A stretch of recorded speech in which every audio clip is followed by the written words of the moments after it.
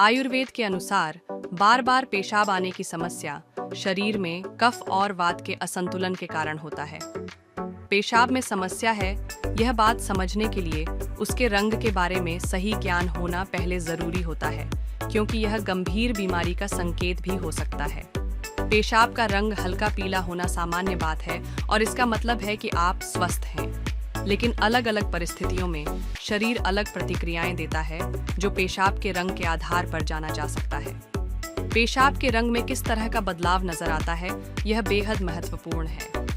गहरा पीला: अगर पेशाब का रंग सामान्य से भी गहरा यानी गहरा पीला दिखाई दे रहा है, तो यह पानी की कमी को दर्शा रहा है।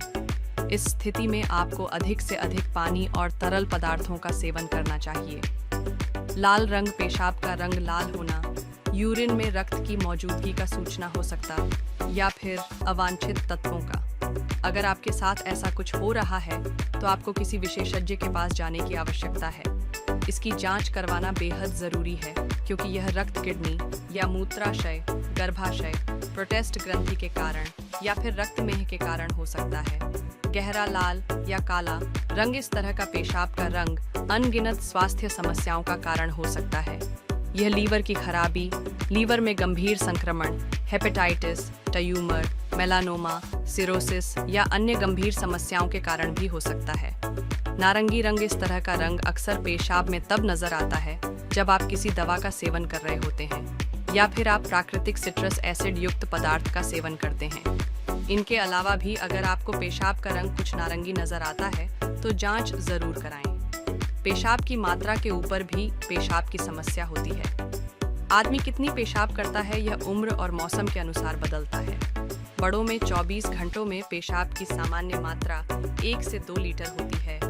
गर्मियों में शरीर के तापमान के नियंत्रण के लिए पसीना आता है और इससे काफी सारा पानी और नमक त्वचा से बाहर निकल जाता है। इसके कारण गर्मी में पेशाब की मात्रा कम यानी 1 लीटर हो जाती है।